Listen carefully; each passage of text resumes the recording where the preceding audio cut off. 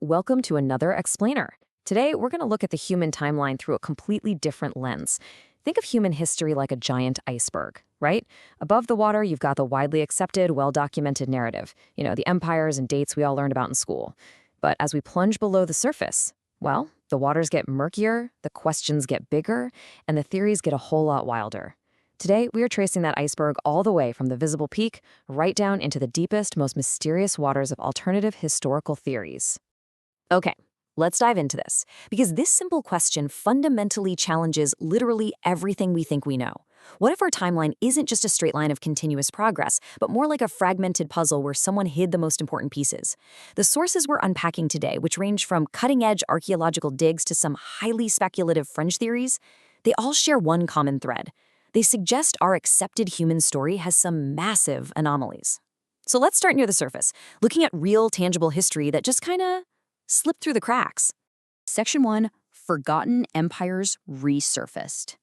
We're starting right at the waterline of our iceberg with physical, undeniable archaeological marvels. Empires that were completely overshadowed by their famous neighbors.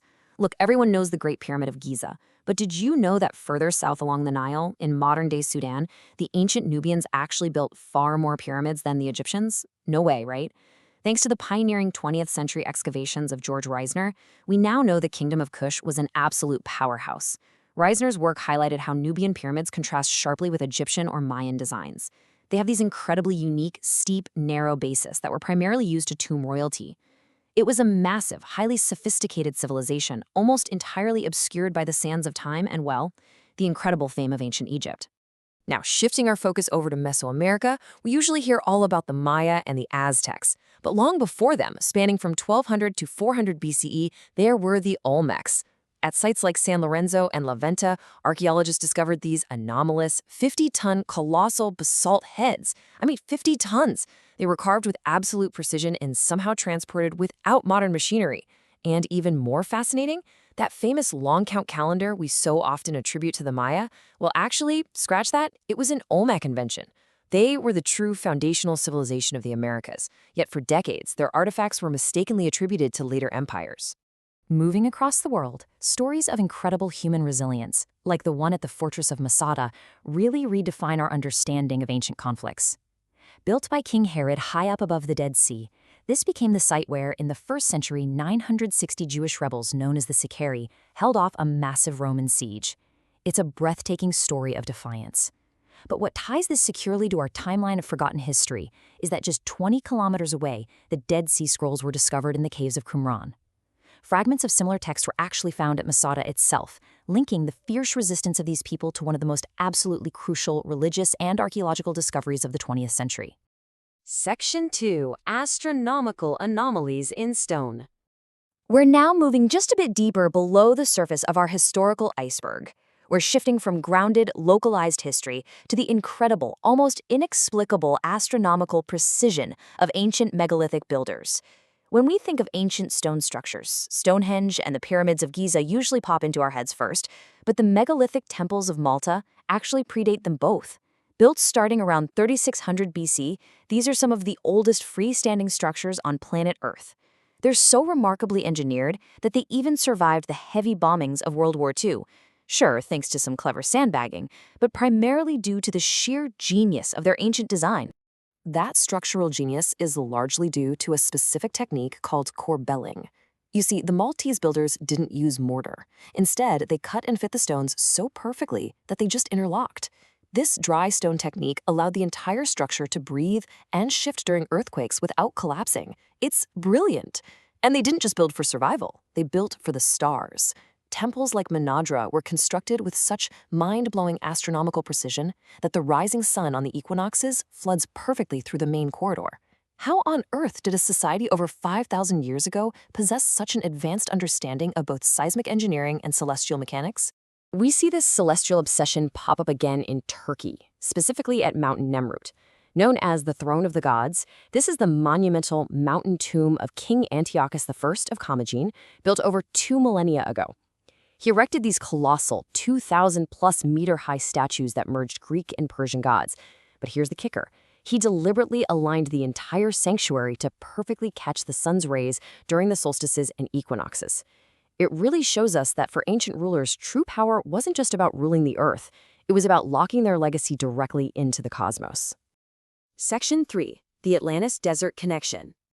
Okay, let's plunge even deeper. We are officially entering the speculative waters of our source material, exploring some wildly alternative interpretations of ancient myths. And you really can't talk about ancient mysteries without bringing up the biggest one of them all. I know, mainstream archaeology rolls its eyes at the word Atlantis. Plato wrote about this advanced concentric ringed city back in the 4th century BC, and general consensus says it's purely an allegory.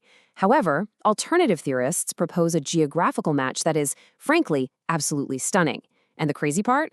It's not at the bottom of the ocean, but right in the dry, arid expanse of Mauritania. They are pointing to the Richat Structure, otherwise known as the Eye of the Sahara. It's a massive, 40-kilometer-wide geological wonder that's literally visible from space. Its makeup is incredibly distinct. The outer rings are tough Proterozoic quartzite, the middle rings are softer sedimentary limestone, and the core is a jumble of siliceous breccia. Now, geologists state this is simply an uplifted dome shaped by millions of years of selective erosion. But alternative theorists, they argue that its precise dimensions, the surrounding mountains, and those concentric rings beautifully mirror Plato's exact description of Atlantis. Plus, they're quick to point out that the Sahara was actually lush and green just 5,000 years ago. It's a completely unproven but undeniably fascinating geographical match. Section 4. A cataclysmic civilization reset. So, if advanced societies did exist in the deep past, where did they go? Well, the timeline of the Younger Dryas period is a perfect example of a potential global reset. Around 12,800 years ago, just as the Earth was warming and emerging from the Ice Age, temperatures suddenly and violently plummeted right back into a deep freeze. Then, about 1,200 years later, temperatures spiked again, causing rapid glacial melting, known as meltwater pulse 1b. Researchers like Graham Hancock hypothesize that an advanced global maritime civilization existed prior to all this and was entirely wiped out by this violent climatic whiplash, essentially forcing human progress to hit a hard reboot. But what actually caused this sudden, catastrophic freeze? Some researchers point to the highly debated Younger Dryas impact hypothesis, arguing that a fragmented comet struck the Earth. And they point to some very specific physical evidence to back this up. We're talking shock-synthesized nanodiamonds, elevated levels of iridium, which is super common in meteorites, a global black matte layer of soot suggesting massive hemispheric wildfires, and the sudden, unexplainable extinction of megafauna like the woolly mammoth. While mainstream science hotly debates this, often pointing out the lack of a single distinct impact crater, it paints a terrifying picture of how fragile our civilization truly is.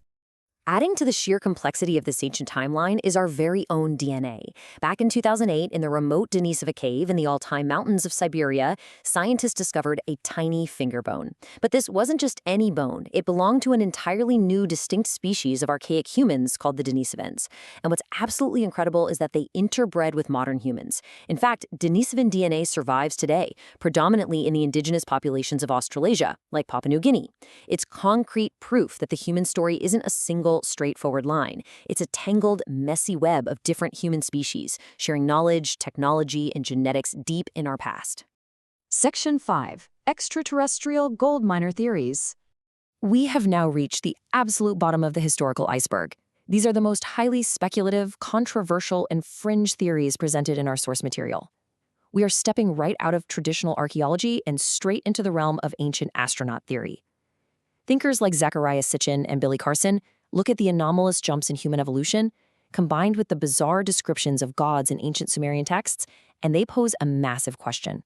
They interpret ancient mythology not as allegorical fiction, but as literal historical records of extraterrestrial contact. Specifically, they focus heavily on a group of beings from the Sumerian pantheon known as the Anunnaki. According to this fringe narrative, the Anunnaki didn't actually come to Earth to conquer us. They came to mine gold. Why?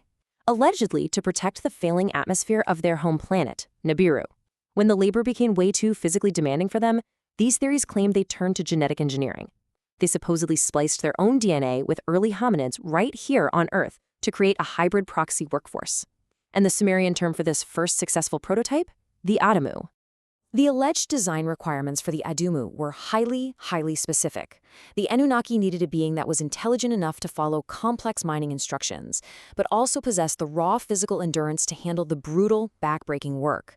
However, they also needed the Adumu to remain docile to prevent any sort of rebellion, and to be capable of natural reproduction. That way, they ensure a continuous, self-sustaining workforce without the Anunnaki having to constantly engineer more from scratch. It's a wildly fascinating, completely alternative interpretation of the biblical Adam and Eve creation story. But why do these theorists believe this happens specifically on Earth? Well, they anchor this extraterrestrial theory to a very real, very massive geological number, 3.2 billion. That is the age, in years, of the Barberton Greenstone Belt down in South Africa.